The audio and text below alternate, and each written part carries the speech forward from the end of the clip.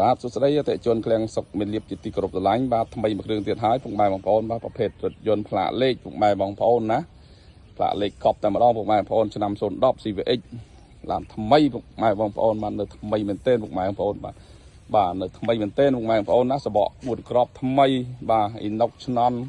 បាទប្រម៉ោយមុខអ៊ីណុកគៀងហើយមកស្អាតតែម្ដងពុកម៉ែបងប្អូនបាទហាស់ពូលពុកម៉ែបងប្អូនណាមើលទឹកថ្នាំបាទមកជុំស្អាតតែម្ដងបងប្អូនណាមកជុំស្អាតតែម្ដងឆ្នាំ010 CVX ណាពុកម៉ែបងប្អូនបាទ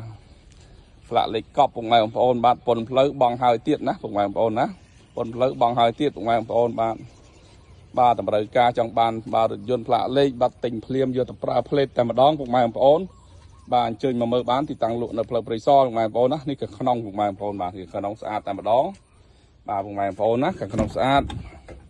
បាទហាស់ពូលណាមានវ៉ាលីមចកោតមកកាផ្លេតែម្ដងពុកម៉ែបងប្អូនណាបាទតម្រូវការណាពុកម៉ែបងប្អូនបាទអាចជួយមកមើលបានមកទីតាំងលក់នៅផ្លូវព្រៃសរពុកម៉ែបងប្អូនបាទអាចសេច Telegram ឬឆាតចូល Page តាមរយៈ0719051ពុកម៉ែបងប្អូនណាឆ្នាំ010ទឹកតែចូលស្តុកថ្មីផ្លាកលេខកប់សេរីមានប៉ុនផ្លូវឈៀកហើយមកកាផ្លេតែម្ដងពុកម៉ែបងប្អូនទិញទៅដឹងតែប្រើតែម្ដងហើយភ្លៀងយ៉ាងបាត់ក៏មានការបងរំលោះបាទ100%ផងដែរពុកម៉ែបងប្អូនបាទអត់បាច់មានលេខមួយរៀលទេពុកម៉ែបងប្អូនបាទបងរំលោះ100%តែម្ដងណាពុកម៉ែបងប្អូនណាពុកម៉ែបងប្អូនចំណាប់អារម្មណ៍អញ្ជើញមកមើលណាហើយក៏ឆាតចូល Page